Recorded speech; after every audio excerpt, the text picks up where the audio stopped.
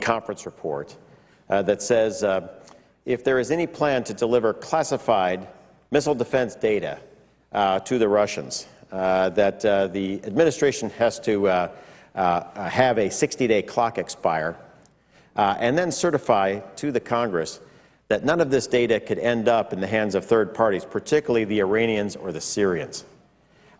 I would like to say that we put the administration on notice that that certification probably cannot be made. Dmitry Rogozin, the lead Russian negotiator on missile defense for their government, has a close and continuing relationship with Iran. He's going to Iran next month.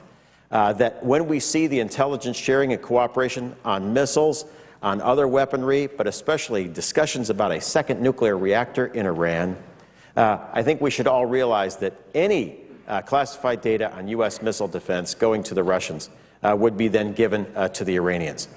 Remember, in missile combat between enemies of the United States and us, everything would be over potentially in a matter of hours. If the Russians accomplish by diplomacy what they have failed to do by espionage, which is getting critical details of U.S. missile defenses, and especially missile defenses of Poland and other key allies, we give only a few minutes to a few hours to the U.S. commander to be able to diagnose the problem, understand how he's been penetrated or fooled, and to correct that. And I think that weakens the United States defenses significantly. Now, I had a hold on the nominee for the United States ambassador to Moscow, Michael McFaul.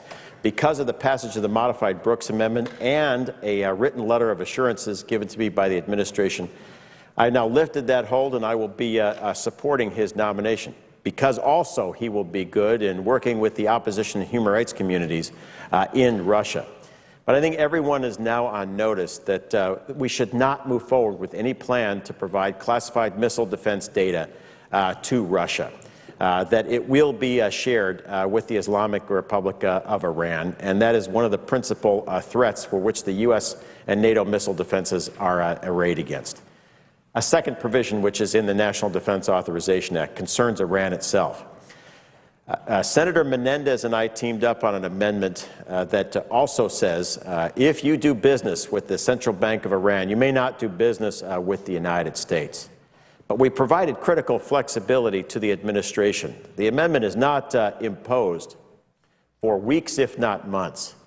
And two critical waivers are put in the amendment that says, number one, if we find a critical shortage in oil markets because of Iran's leading role, sanctions could be delayed, if not suspended. Also, there's a general national security waiver put in if something unexpected happens.